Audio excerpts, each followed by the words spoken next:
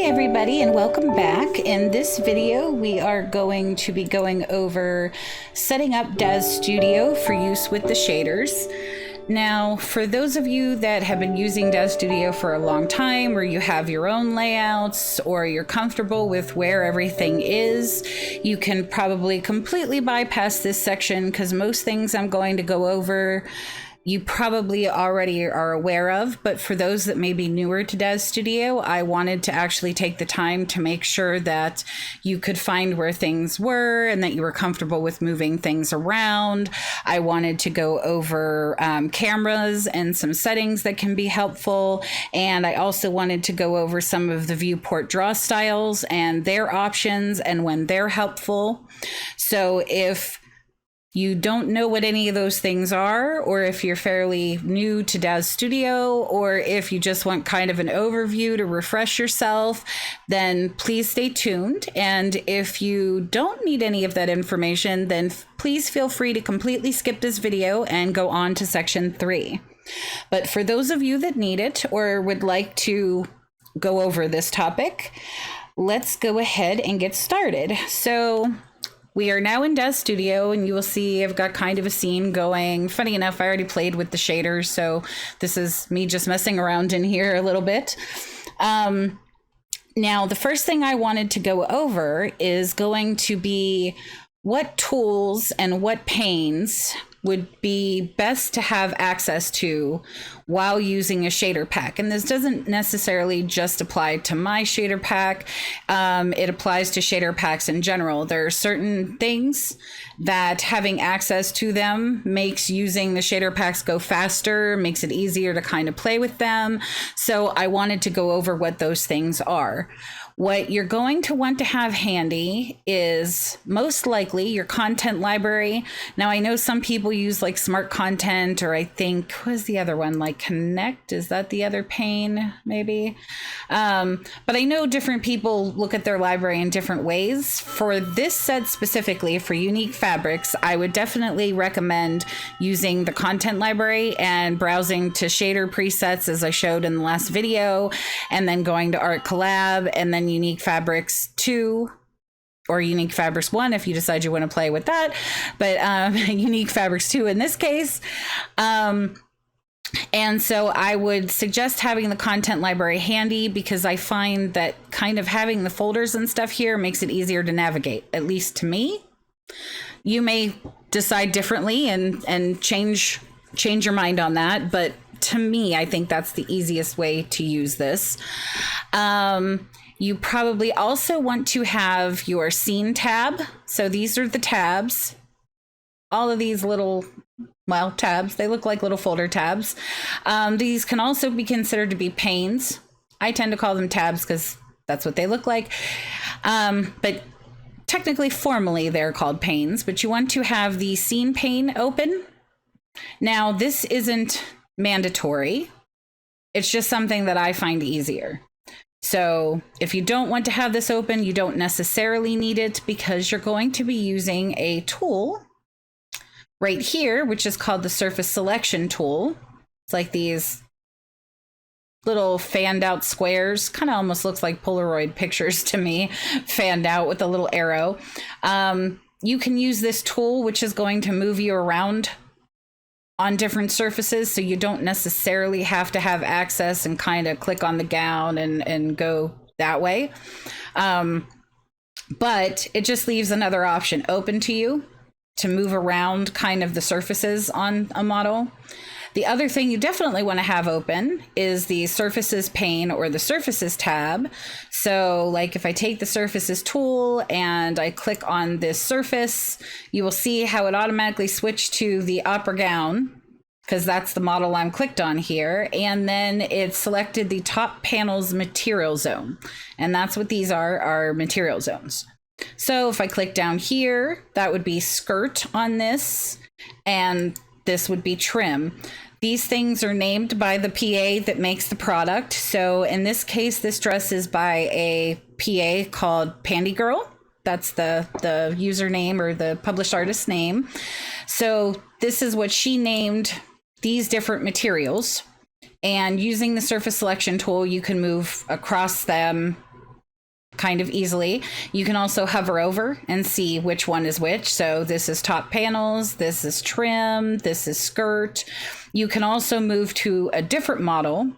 Now, you could also move to a different model by clicking it here and then clicking on something like so. And if you have this turned on or have this clicked, it's going to show you with the yellow highlight what you're on. So that would be trim. This one would be cloth. Hovering over again does the same thing. Or if we were on gown and we use this tool and we literally, if we're on gown, that would be better. And we just click, if you watch right here, you're going to see it automatically flip to the upper cape for us. And then it's going to pick the material or the surface that we are clicking on, that we're trying to select. So you definitely want to have the surface tab. You definitely want to be able to find this surface selection tool. You definitely want to be able to find the scene tab, although this is a little, well, not so much definitely as optionally you may want to. You probably want to have the content library easily accessed. And then for this tutorial, and just in general, you probably want to have cameras or your cameras pane or cameras tab, and have that be easily accessible. And then also tool settings, which we will go over in a later tutorial, but you definitely will want to have access to that. So now I want to go over different layouts. So if you've used Studio for a long time, which in my case I have, then most of the time you kind of end up making your own layout. That's what this is. This is my own personal layout that I made, or my own personal workspace that I made and I saved. And most of the time I use this. If for some reason anybody would like to have my workspace, let me know. I can take out some of the purchase stuff that I have kind of across the top here, like things that I wanted easy access to that I've bought that I use. Like I really love this look at me script. I use it all the time, so I kind of customize my layout and put that in here so it was easy to use. But I could take those things out and I could give you the layout if anybody wants it. Just let me know in the comments. But for the most part, most people are going to be using some of the preset workspaces, especially when you're newer. So I wanted to go over where to find or how to open these things if they're not there in some of the other layouts. So to switch a layout, you go to Window, Workspace, select Layout. You'll see like mine says ARTCollab main because I made this and then saved it so that I can just select it here. In your case, you may have one of these ones up here going. For this specific tutorial series, and when using shaders in general, full service, 3D Bridge, and Avatar Builder may not be the easiest layouts to kind of do this in. Now that's not to say you can't switch the layout to work with, say, shaders and then switch back to the ones you're most comfortable with if you mostly use full service 3D Bridge or Avatar Builder. But I would suggest actually one of these four right here. So when you pick one of these four, or if you're already using one of these four, where is the stuff that you need in there? Because the second I hit accept, this whole screen's going to move around and look completely different. Okay, so there we go. Now you're going to notice I don't have a lot of the stuff that I was just using. The first thing I want to note is that in this specific workspace, that the actors, wardrobe, and props tab is the one you're going to need to play with surfaces. So you want to be on the one you pretty much defaultly come onto when you come in. The surface selection tool is going to be right here. It's going to work just the same as it did in the other view. You know, you kind of hover over and it's going to give you the names. You will see smart content here, but I don't know that the content library actually is over here. No, it's not. It's over here. So you can still get at the content library. It's here, and you would just kind of browse like we did before, just it's on the opposite side. Go to, you know, shader presets and go to Art Collab and unique fabrics too, and there you go. Now, if you like it on the left where I had mine, if you hover over the tab name and then press and hold the left mouse button and drag, you can pull it out of there. So I could have it freeform right here. I could also, if I had two monitors, kind of drag it over to another monitor. I do have other monitors, but you wouldn't be able to see it. But so you could drag this over to another monitor and have it open full screen. You could take full menus over to the other monitor as well, or other menus. If I have the crosshairs like this, like you just hover over until it changes to that, and then press and hold the left mouse button and drag it, I can see the line up here. I can drop it like up above here or down below. And if I do that, it's going to place it above this other stuff. So if I pull this down, if it lets me, sometimes this works weird and I'm not sure why. Okay, so there. But you can see like I can add this in right here. I could press and hold the left mouse button, pull it back out. I could put it in front of the smart content or behind. And basically all I'm doing is pressing and holding the left mouse button. If you hover like towards the top of a tab, it's going to put this tab before it, or it's supposed to. Come on now. If you kind of hover towards the bottom of a tab, it's going to put it after. So that's how to move them around. But okay, so the content library initially was over here. So let's just put it back where it was. So that's where we find that. The scene tab is right here. Again, if you wanted to match my layout, you just drag and drop it and kind of put it over here. Although technically I would not use this specific workspace to do it. I'll show you which one I recommend if you actually like my layout and want to try to reproduce it or something similar. But so surfaces is right here. So far we have found surfaces, the surface selection tool, scene, content library. Here is tool settings. What we are missing here is cameras, but we can get to that by switching to lights and cameras. And then the cameras tab and the lights tabs are right here. So if you play with lights and cameras, you'll need to switch to a different kind of view within here, or a different main view up top here. And I think, let's see, that is where to find the surface selection tool, the scene pane, the surfaces pane, the camera pane, and the tools pane in this specific workspace, which was Hollywood Boulevard. So let's move on to self-serve. If you like or decide to use self-serve, you will need to switch tabs to get at most of the things, and you're going to want to switch to surfacing and rendering. Once in there, the content library is going to be right here. So you just browse pretty much almost in the same place where mine was, really. And you just find the set and be on your merry way. Tool settings is in a separate tab right here. So both of those are pretty easily accessible. The surface selection tool is right here. The surfaces tab is right here. So if I kind of click around, I can get at all this. Now I can't see where it's bopping around in the scene because what I don't have sitting here is the scene selection pane or tab. If I wanted that open in this view, and I think it's probably going to be in this one. Let me see, scene, yeah. It's in this loading and creating tab, which in this case wouldn't really help you if you're all the way over here. If you wanted it open or accessible in this view, if you go to Window, Panes, and then Scene, you can pop it open.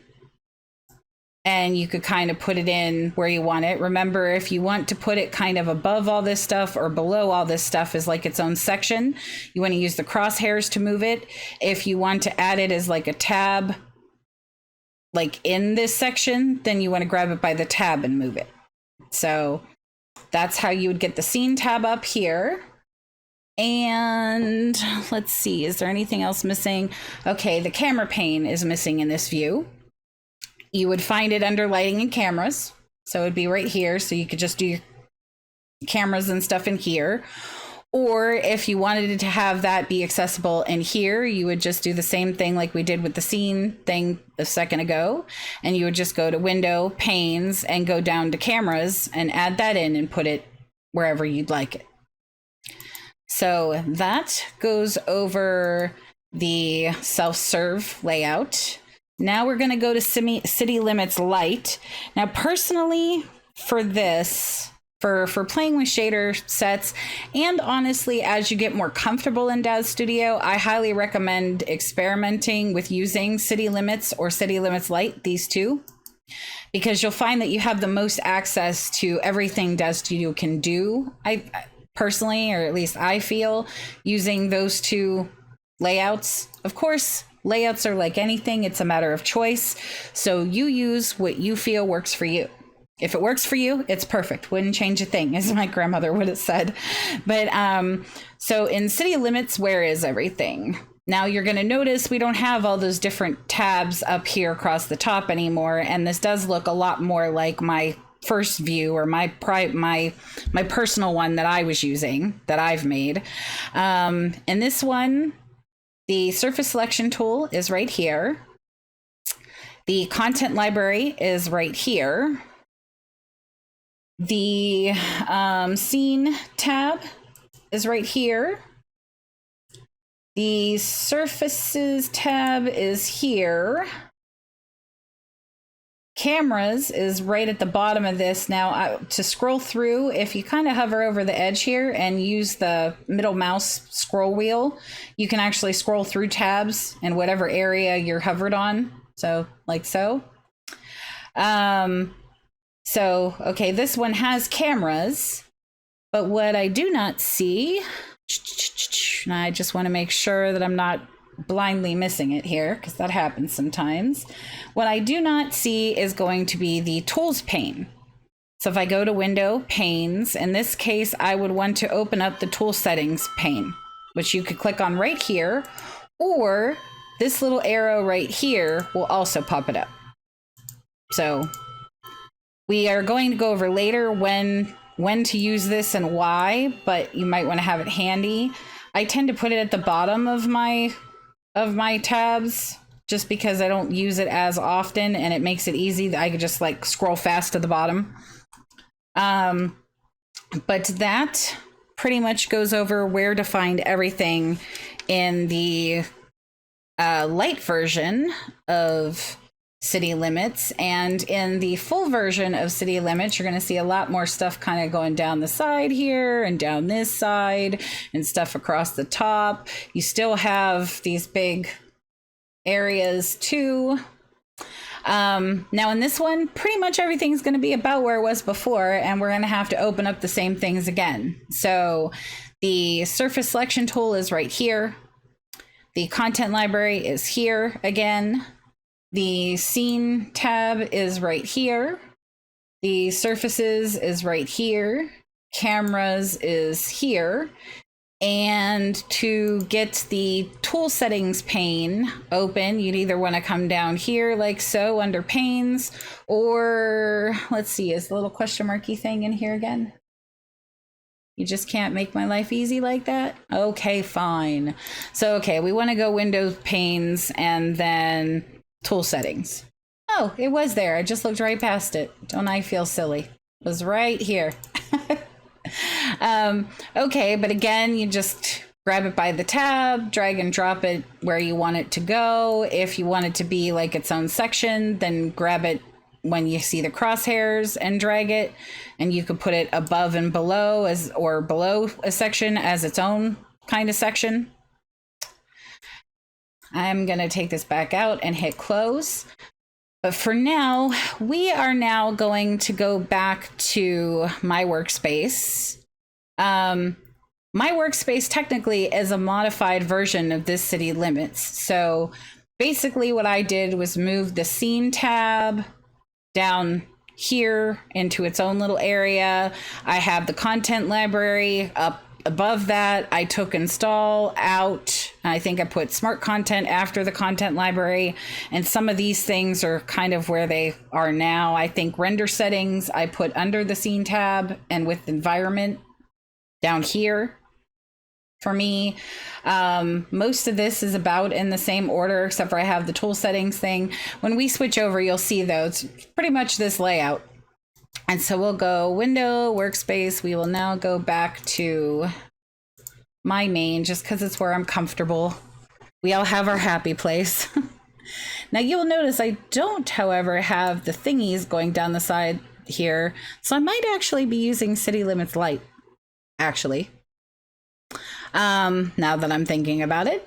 But so you can kind of see here, now that you know where to, like how to move things and stuff. If you like this layout, I can kind of slowly kind of flip through here what I have where, and you could kind of pause the video and try to, you know, match where I have things if you decide you want to follow along exactly. And like I said, if anybody just wants me to save out this layout, let me know and I could do that too. But okay, so we've now gone all over. We've now gone completely over. That's probably a better way to say that. All the different workspaces and where to find things to follow along for this set or any shader set really. The next thing I wanted to go over is adding your own camera. So you will find that when you're working in Dev Studio, when you come in and you start out, you're always in this perspective view. And a lot of people will go through and add whatever they want in the scene in perspective view, and you'll have it all in here and it'll be all perfect. And, you know, you'll render it out or whatever, and you'll save your scene and you'll leave. And if you come back, whatever you're seeing here right now may not be in this position. So you could open it back up and she could be turned or moved.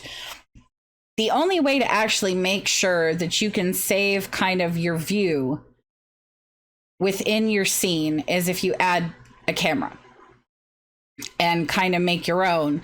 Then it will actually save your view for you. If not, it may kind of move around a little bit on you. So if you decide to come back in because here you missed some poke through or you did something, you may lose kind of the view that you had going for your render. So I highly recommend adding your own cameras. And in the case of shader sets, there's an extra reason to add your own cameras. So I wanted to go over how to do that just in case you don't know how. So if we'll say that I come into perspective view and I move everything around and I turn her and I do whatever I want to do and I say, okay, I like this view. I want to make sure I can save it in this scene. To create a new camera, you can either look for the little camera icon like this and hit the plus. If you're in some of those other layouts, you might need to look for the tabs that were across the top here and look for like cameras. Or if you need to create one and you can't find this little camera or you can't find that tab, you can go to create and then new camera. Now I'm going to just use this. So create a new camera. It's going to ask me what I want to name it. Now, maybe I want to name this just like main camera. I would highly suggest naming the camera and the label kind of the same. Don't have to. You can have them be two different things, but I just find it easier. And then if you kind of lined everything up in perspective, what you are going to want to do is you're going to want to select this here, which says Apply Active Viewport Transforms Perspective View. So if I click on that, it's going to basically recreate this exact look, or however you want to say that, this exact scene. So if I switch to this camera, which the new camera I made is right here, you're going to see everything is in the same exact place. Absolutely nothing has moved. So I now have a new camera that looks exactly like my perspective view. Now, to prove that this is its own thing, if I were to move this back and kind of turn her this way, and maybe we'll zoom her way in here so we could see her a little better. We'll move her down. Obviously, we've now changed our perspective view here. Now, a lot of times what I do is just figure out in perspective view how I want things to look or what kind of cropping of the image I want to have. And then I just keep moving things around in perspective and then saving new cameras. But so if I were to switch to the main camera, obviously we still have the previous view because that is saved. That is part of this camera now. If I wanted to now make a camera with this close-up view, say I thought I might want to do a portrait render of her. You kind of turn her a little bit more, maybe move her up. If the other camera, which is what this stuff is right here, is kind of in my way and I want to be able to see it better, I can hit the eyeball and it'll make it so that goes away so I can see better what I'm doing here. Sometimes, especially if you make a lot of cameras, you'll have stuff crisscrossing across your viewport all over the place. So you may want to actually turn off the visibility on the cameras just to make it easier so you can see. But we'll say I like this view right here. I could then click the button again, create a new camera. This one, maybe I'll call close up. And we'll just do a copy, paste deal here, Control C, Control V, apply active viewport transforms, hit accept. And now I have two cameras. One's a main that has this view, and see what I mean about like the cameras can get in your way. Like I can't really see really well here because of this camera. So if I turn the visibility off, now I can. But so here's the main camera, here's the close-up camera. If I saved this scene right now, it would save both of these cameras in it. So if I come back in, I'm gonna be able to see these two things exactly.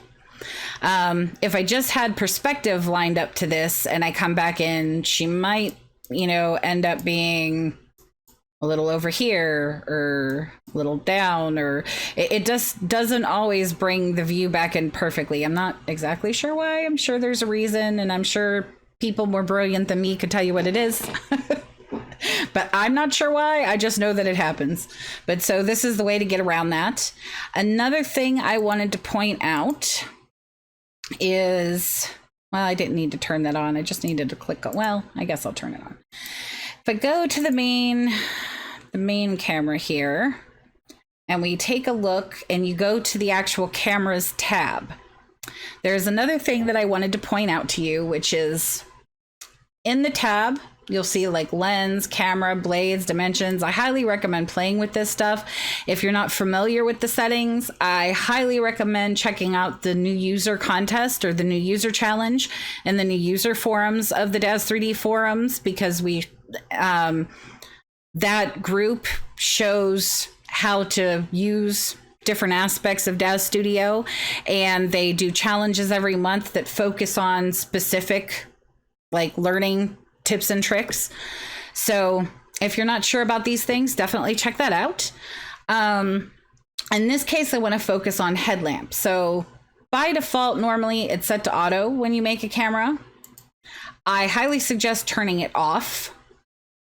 Off just ensures that it doesn't switch to on by accident in auto, because that can happen.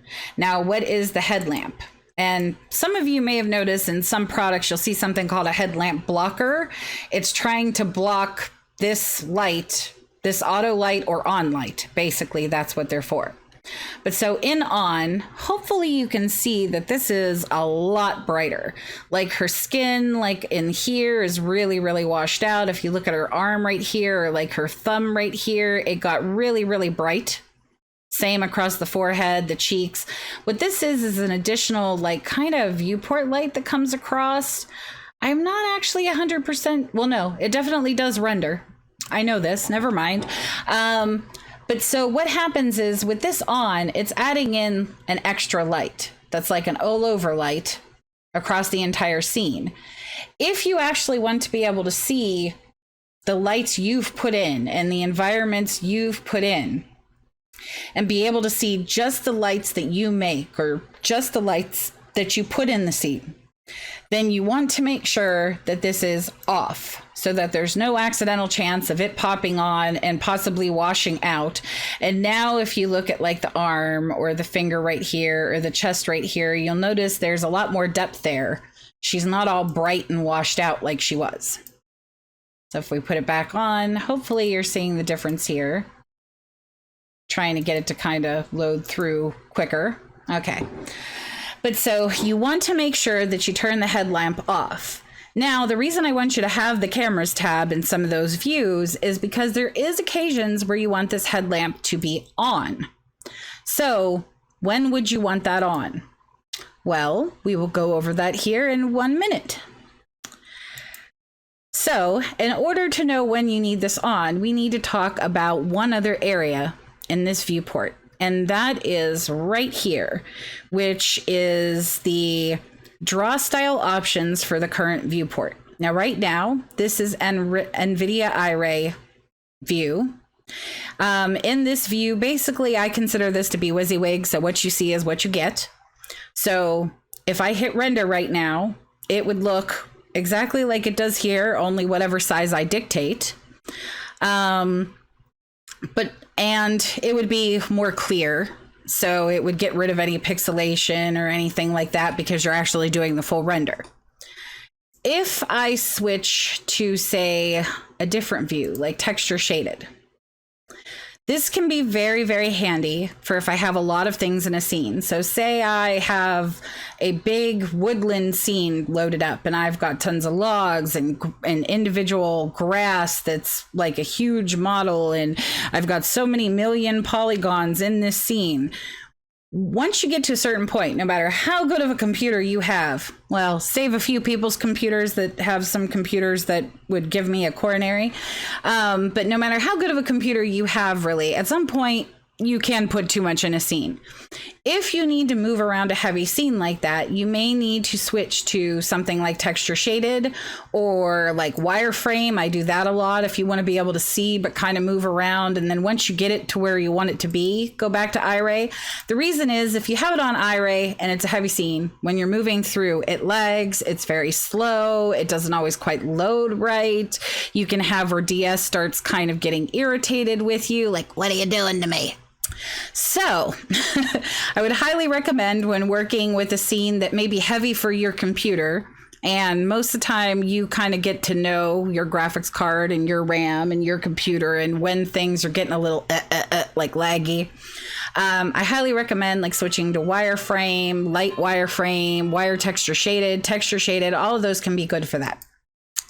In the case of this pack though, we are going to focus on NVidia Iray, Filament, texture shaded, and wire texture shaded for the most part. And I'm going to go over what each of them does and when you might want to use them. I will kind of go over it again as we get to that, like something where this is necessary, like later in the tutorials, but I at least wanted you to be generally aware. So, okay, we went over NVidia Iray. So what you see is what you get here. So, you know, you switch it over, you kind of let it load up, and there's your scene. If you move to texture shaded, you will notice my dress had a pattern on it, which you cannot see right now. There will be occasions with shaders where if I turn to the surface selection tool here and kind of hit a surface, there will be occasions where you may want to realign where the pattern is falling on your dress. So, well, this looks pretty, but if I move it to the left or if I move it up or down, would I get a look that I like better? Well, right now, if I'm in texture shaded, I can't see that. And if I'm in NVidia Iray, let's switch back to Iray. What you would be playing with is horizontal offset and vertical offset. Don't touch the tiles, just the offsets. But you'll notice that, see how the screen went blank on me? I can't see what it's doing or where it's moving. I can't see anything at all until I let go. And by then I can't see where I started to see if I like where I ended better. So this view, not good for moving around textures at all. I would recommend texture shaded or filament. Now, in this specific case, if I look at this in texture shaded, there's nothing there. Why is that? Well, if I get down back to the pack here, that is because I have true textures, which are these presets. And then you have the stuff where you can build your own textures. When you build your own, you're using masks and kind of layering things together. When you have things layered together like that, you can't see it in texture shaded view. Like it's not going to show up for you, sadly, here.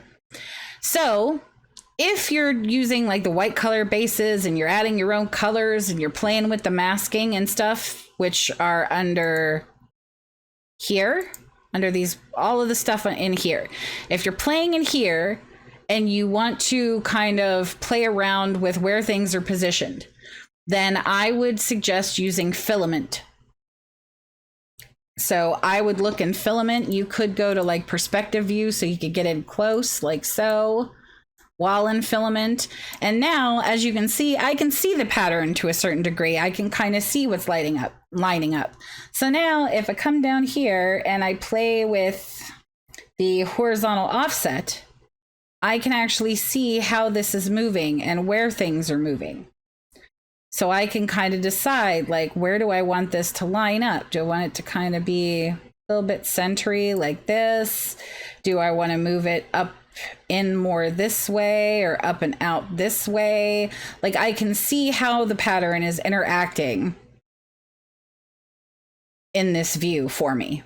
So I can get a better lineup. Like maybe I like the half flowers right here around the edge as an example. I'll be able to see that. Now, if I'm using one of these presets, we'll just grab one and put it on. I can see it in this view, but I can also see it in texture shaded as well. So in this case, I could use either view, and then I could go ahead and do the same thing. So that is good for like placing, especially when you use bigger scales. And like I said, we'll actually do this in practice later. But when you're using larger scales where you may want to like line up certain elements to certain spots on the outfit, you definitely want to be able to see. So try texture shaded. If you're using my presets, if you're kind of building your own thing, then definitely try Filament. Then there's one more view we need, which is going to be wire texture shaded. So if I back up here and we'll just go back to where I was. Okay, if I go to wire texture shaded, this is going to be good for, let's go to close up here, for modifying some stuff on the actual physical model, which I'm going to do a tutorial I don't even know what that is. A tutorial on. Now you will notice that in this view, in wire texture shaded, like it's kind of interacting with the light, and so I'm getting a lot of shadows. I can't necessarily see all these polygons very easy. There's some tips and tricks to this, but the main thing that you need to know is if you're in wire texture shaded and we're playing with the tool settings here, you most likely will want to go to your camera, whichever camera you're going to use, and you're going to turn the headlamp on for just this one time. And sadly, I'm not selected on the right camera, which is why you didn't see it change. I was on main camera. I needed close-up camera is the one I'm looking at right now. So if I go to close-up camera, I would want to turn it on, and hopefully now you can see why. So in this case, it just took out all the shadows pretty much. It evened things out so I can see all the polygons better, which if you're going to try to select some is going to be very important. So when we get to geometry editing stuff, or rather when we get to the section that covers how to create your own material zones, you definitely are going to want to turn a headlamp on the camera. Now, normally what I do is like have the headlamp off on this camera, have the headlamp off on this camera, and then I will add in a camera that I name like editing, and on that camera, I'll have the headlamp on. And then I can use that camera to move in and out while I'm editing things, and I don't disturb any of the other cameras by accident. It's a good way to kind of do that. But so that now goes over the different layouts, how to find the different panes, the surface selection tool, the scene pane, surfaces pane, camera pane, tool settings pane, the content library pane. It also goes over adding your own camera, turning on and off the headlamp when you want to do that, turning the visibility of the camera off. I do believe I covered that. I think so. Yes. So basically, if this is on and it's in your way, like if you can't really see what you want to see, just hit the little eyeball next to the cameras. And really, you don't need to have them visible in the scene anyway. So a lot of times I turn them off unless I specifically need to see them. But so we have gone over that. We've also gone over the Viewport Drawstyles and when to use which ones and kind of why and how that works with the one headlamp on and off. So that pretty much covers everything I needed to go over as far as kind of the setup part of this. I know we kind of covered a lot of ground, and it may not have been an entirely exciting section. On the other hand, it can be an incredibly handy section. And I thought in this specific case, it was fairly important to kind of go over. So I hope that you enjoyed this tutorial. And in the next video, we're going to be getting started using the product. Woohoo! Which is probably what people probably more want to be doing. So let's go ahead and get on over to the next section and start playing, because that's all the fun part. I will see you for section 3. Talk to you later. Thanks for watching. Bye.